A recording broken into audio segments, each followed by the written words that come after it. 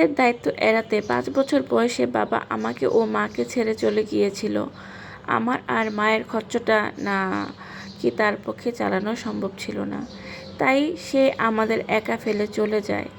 মা একটা এনজিওতে চাকরি করত, তা দিয়ে রোজগার হতো, তা দিয়ে আমার পড়াশোনা আর খাওয়ার খরচ চলতো। ছোট্ট একটা টিন সেট এর ঘরে থাকতাম। আমার বাবা ছেড়ে যাওয়ার পর বাড়িওয়ালা দয়া করে তাদের পুরনো এই টিন সেট ঘরে আমাদের আশ্রয় দিয়েছিল। কিন্তু আমার বয়স যখন 12, মা আমাকে একা করে চলে যায় না ফেরার দেশে। সে নিজে মুক্তি ঠিকই করে নেয়, কিন্তু আমাকে ফেলে রেখে যায় একা করে। মা মারা যাওয়ার পর খুব ভেঙে পড়েছিলাম। মা ছাড়া তো আমার আর কেউ ছিল না। চিৎকার করে কেঁদেছিলাম সেই দিন। কেঁদে কেঁদে মাকে অভিযোগ করেছিলাম, স্বার্থপরের মতো কেন আমাকে রেখে চলে গেলা একা একা। তার সাথে করে সে তো আমাকেও নিয়ে যেতে পারত, কিন্তু আমার সেই কান্না কোনো কিছুই বদলায় না। না মা ফিরে আসছিল, আর না আমাকে নিয়ে গিয়েছিল তার কাছে। এরপর বড় মামা এসে আমাকে নিয়ে যায়।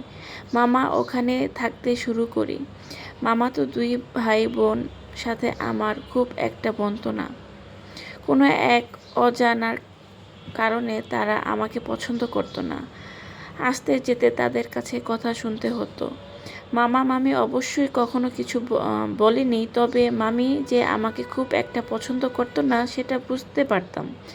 তবে এসবের মধ্যে আমার পড়াশোনাটা মামা বন্ধ করেনি। গ্রামের একটি স্কুলে ভর্তি করে দিয়েছিল। পড়াশোনা ভালো হওয়ায় শিক্ষকরা আমাকে অনেক সহযোগিতা করত। আমাকে তারা ফ্রিতে টিউশনি করাতো। এইভাবে কাটতে লাগলো 1, 2, 3টি করে 5টি বছর। এখন আমার বয়স 17। এসএসসি পরীক্ষা শেষ হলো কিছুদিন আগে। ফলাফল প্রকাশ হয়ে গেছে। ভালো রেজাল্ট করেছি, 4.80। রেজাল্ট পেয়ে খুব খুশি হয়েছিলাম।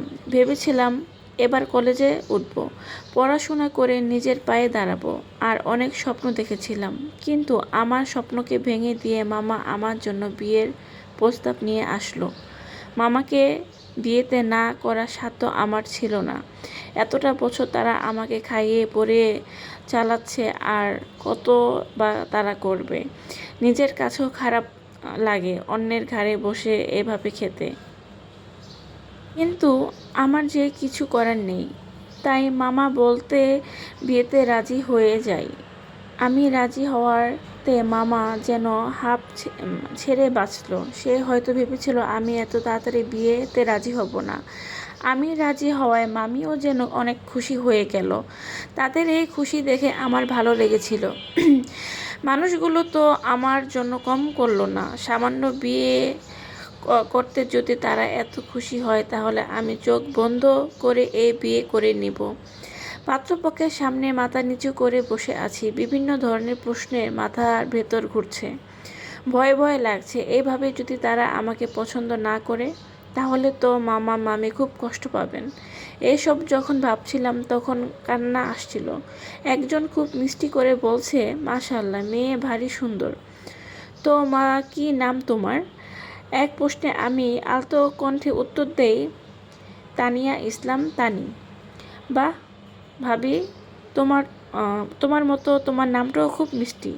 পাশে থেকে অল্প বয়সী একটি মেয়ে বলে উঠল। আমি তখন লজ্জায় আর ভয়ে সরসর হয়ে বসে আছি।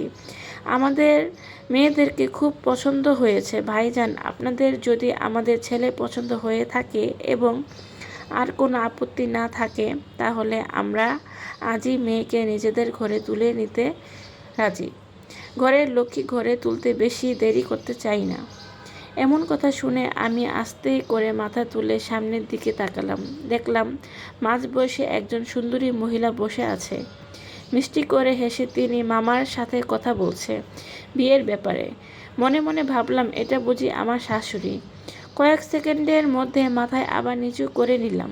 এইভাবে তাকিয়ে থাকতে দেখি তারা কি মনে করবে, তাই ভেবে আবার নিচু করে মাথা নিয়ে নিলাম। ছেলেকে আর নতুন করে কি দেখাবো আপা? রাহাতকে তো আমরা আগে থেকেই চিনি।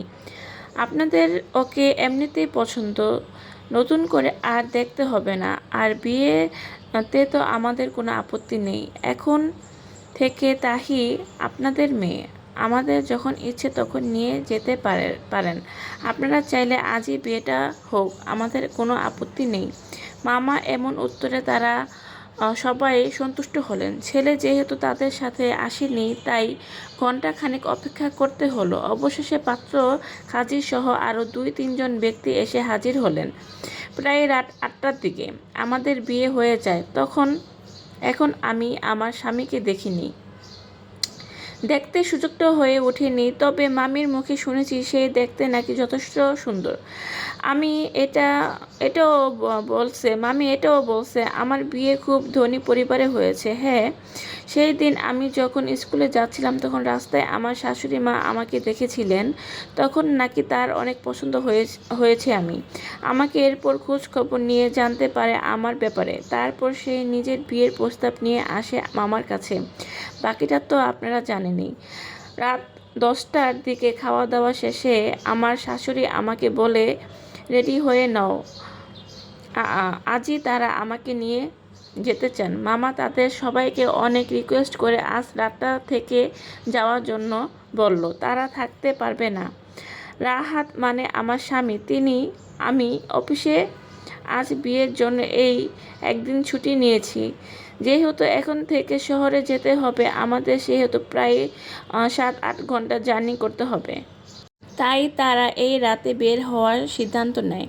মামাও এখানে আর কিছু বলতে পারল না। তবে আমি চলে আসার সময় মামা আমাকে জড়িয়ে ধরে অনেক কেঁদেছিলেন। মামির চোখে প্রথমবার নিজের জন্য পানি দেখেছিলাম। একদিন তার কাছে থাকতে থাকতে তার হয়তো মায়া জন্মে গিয়েছে আমার প্রতি। মামা মামিকে সালাম করে তাদের থেকে বিদায় নিয়ে আমি রওনা দেই নতুন গন্তব্যে। গাড়িতে বসে আছি, পাশে আমার সদ্য বিবাহিত স্বামী ড্রাইভ করছিলেন। এই গাড়িতে শুধুমাত্র আমরা দুজনেই আছি, বাকিরা অন্য একটা গাড়িতে করে আসছেন। আমার খুব আফসোস হচ্ছে, কারণ আমি এখনও আমার বিয়ে করা বরের মুখ দেখতে পাইনি। আড়াল চোখে তাকিয়ে দেখার চেষ্টা করলাম, কিন্তু অন্ধকারে ঠিকভাবে কিছুই বুঝতে পারলাম না। হঠাৎ করে রাহাত গাড়ির ভেতর লাইট অন করে দিল। আমাকে দেখতে চাইলো, সেটা আমাকে বলতে হতো, তাহলে আগেই লাইটটা অন করে দিতাম। হঠাৎ এরকম কথা শুনে আমি অবাক হয়ে গেলাম। হাতে নাতে এভাবে ধরা পড়ব কোনোভাবেই বুঝতে পারিনি। লজ্জায় মাথা কাটা গেল। লোকটা কি করে বুঝলো আমি যে তাকে আড়াল চোখে দেখছিলাম? অন্ধকারের জন্য আমি তো দেখতেই পাইনি তাকে, তাহলে সে কি করে বুঝতে পারলো যে আমি তাকে দেখছিলাম?